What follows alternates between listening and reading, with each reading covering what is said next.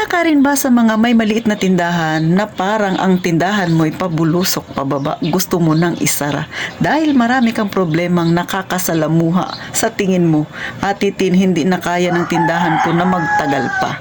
O ikaw naman kaya na nanonood gusto rin namang magkatindahan pero hindi mo alam kung tama ba itong desisyon mo? Kaya bagay na bagay ito sa inyo dahil ito yung aking chichismis ngayon. Kaya kung gusto mong ganitong usapan ukol sa problemang kinakaharap nating mga tindero-tindera, huwag ka nang mahiya, pindutin mo ng subscribe button na yan. Pakilike na rin ang aking video mga kasari kung nakaka-relate ka at ito na umpisahan na natin ang masaya nating chismis.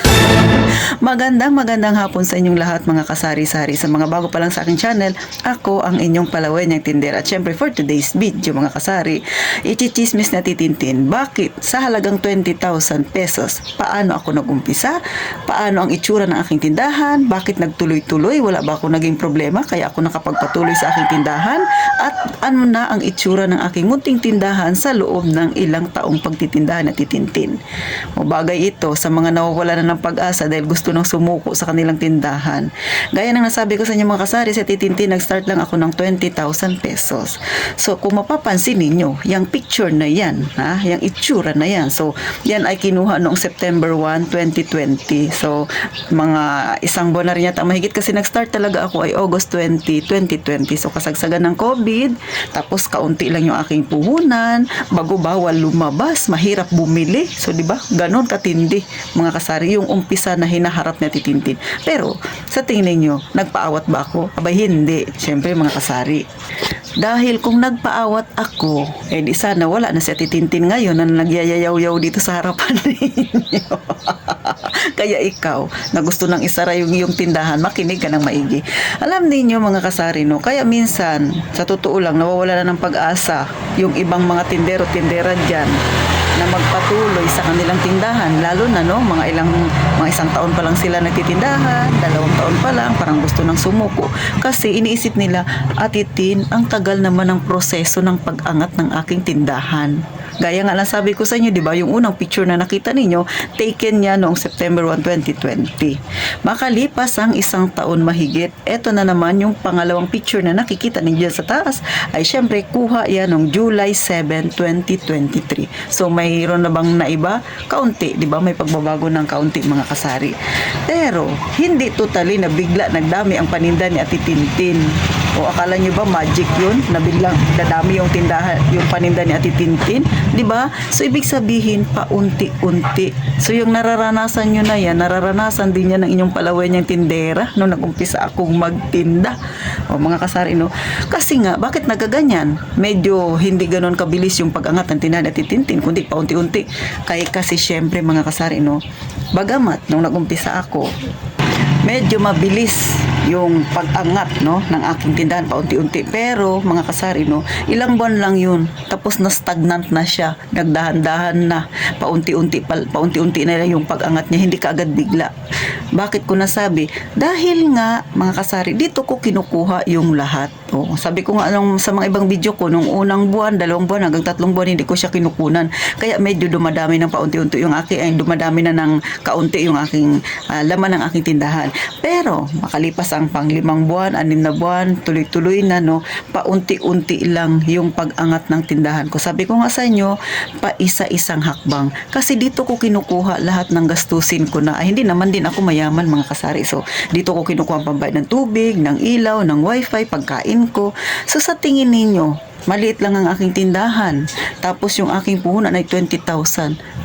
Magic ba yan? Ganun kaagad dadami yung nakikita nyo ngayon na paninda ni Ate Tintin? Hindi, mga kasari. Kaya, pansinin niyo yung pagkakaiba ng picture nung kinuna nung unang picture, September 1, 2020, and then yung pangalawang picture na July 7, 2020. So, di ba? Medyo may naiba na ng kaunti.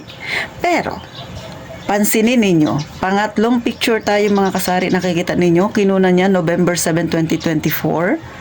Makalipas ang ilang taon, syempre may pagbabago na sa aking tindahan mga kasari. So until now, kung ikukumpara ninyo yung 3 picture na yan, di ba malaki na yung pagbabago nung makalipas yung ilang taon. And then syempre yung ngayon na makikita ninyo, pero hindi ko na ipakita sa inyo kasi nga meron akong video na nagawa sa inyo na kung ano na yung itsura ng tindahan ni Ate Tintin sa ngayon mga kasari. Kaya Sa mga nawawala ng pag-asa dyan na naisip nila, ang laki kasi ng problema ko, titintin, maraming kakompetensya, nangyari rin yan sa akin at hanggang ngayon nangyayari. Pero lumaban lang ako kasi pag bumitaw ka, ikaw yung talo. Alam ninyo, may mga time talaga noon na gusto ko nang magsara kasi muntik na rin na mabangkrap yung tindahan ko. See? Muntik din. So yung naranasan ninyo, naranasan ko rin yan. Kaya sa mga wala pang tindahan dyan, kapag kayo ay nagkaroon na ng tindahan, dahil gusto nyo pasukin yung ganito, mararanasan nyo rin yung sinasabi na titintin. Pero alam nyo ba, pag nagpatuloy lang kayo, maging positibo lang inyong pananaw, mag-isip ng mga ibang strategy na pwedeng i-apply sa tindahan, wag lang mawala ng pag-asa, maging masipag, maging matyaga, at syempre masinop kayo sa inyong kita, ay lalago din ang inyong tindahan, mga kasari. So, yan yung ayan yung naging journey na titintin sa pagtitindahan. So, hindi madali, mga kasari, na ngayon ipapakita ko na sa inyo na maganda ng itsura ng aking tindahan. Pero bago pa yan, naging ganyan ang itsura, na pagdaanan ko rin naman talaga yung sinasabi nating muntik nang lumubog ang aking tindahan. Pero syempre, sa sarili ko ngayon, proud ako. Bakit?